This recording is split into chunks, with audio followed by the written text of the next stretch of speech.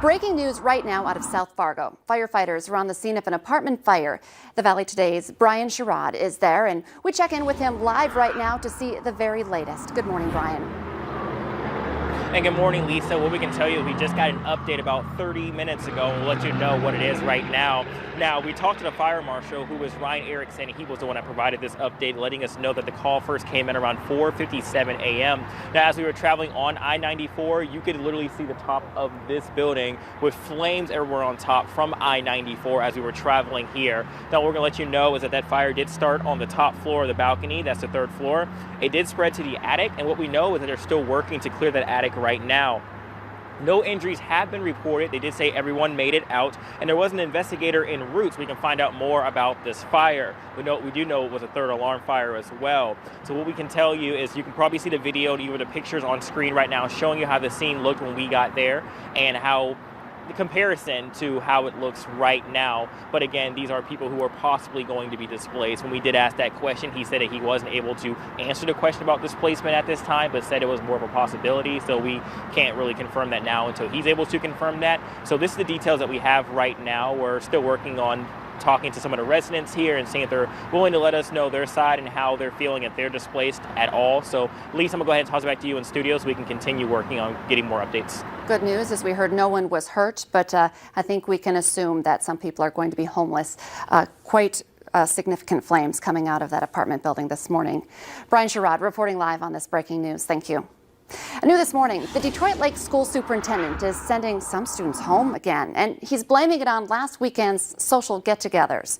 DL High School students are moving to distance learning today through at least next Friday, but could be back in the classroom as early as November 16th. Superintendent Darren Wolf says the change is necessary after a number of infections at the high school that he says are a result of several social gatherings over the Halloween weekend.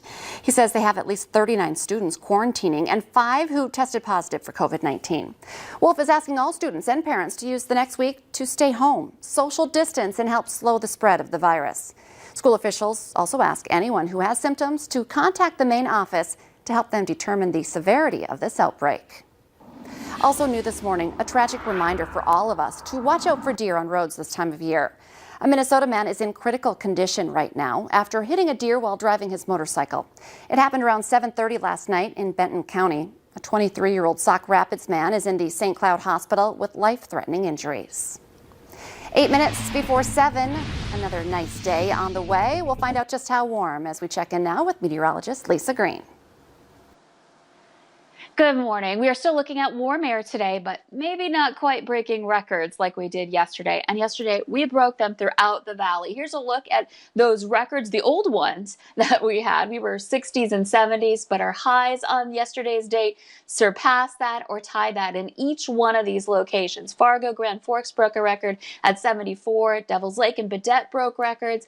And in Park Rapids, we tied them. So it was so warm yesterday. And today will be warm, but maybe not quite at that range. Here's a look at our numbers and how conditions are right now. Fargo's at 33. We've got clear skies throughout much of the valley. Grand Forks is below freezing at 31, and Devils Lake below freezing as well at 30 degrees, and so is Bemidji. Fergus Falls, Detroit Lakes hanging on to a couple of degrees above, and that wind starting to shift here for us again. We saw that weak cold front move through last night, and now our temperatures slightly cooler for the forecast for today. But again, we've been so warm, we're still going to be well above average.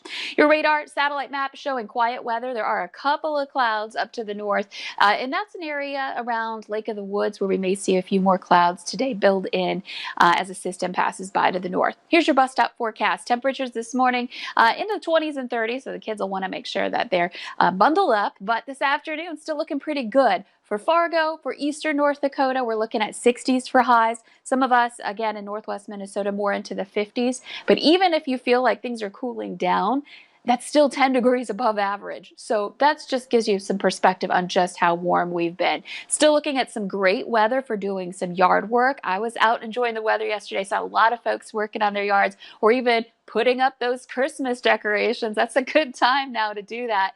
We've got good conditions today, tomorrow, even into Saturday. I think it'll be okay to be out working. Maybe you haven't been able to because of the work week. Well, Saturday I think should be pretty good. Might be a little bit of wind, but overall we're looking at some great weather over the next several days. Sunday's the big day for changes, and you can see what we've got coming after that. So enjoy this while you can. I've even enjoyed just having the windows and the doors open. It's so beautiful outside. Yes.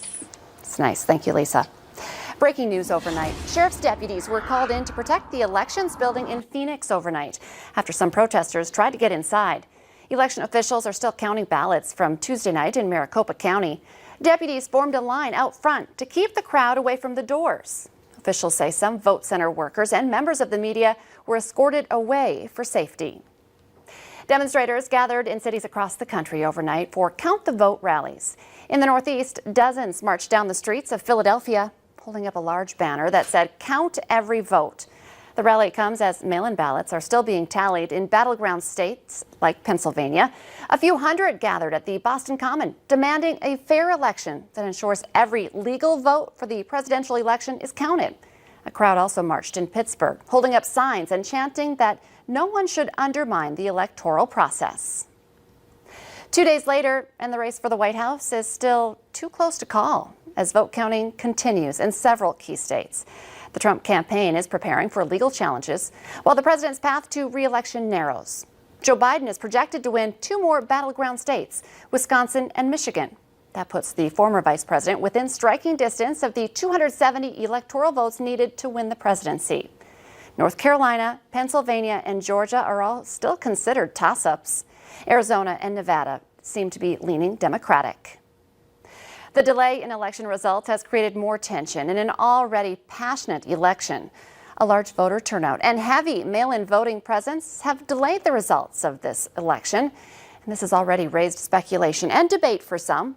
But people we talked to here in the Valley say they assumed there was going to be some kind of delay this year.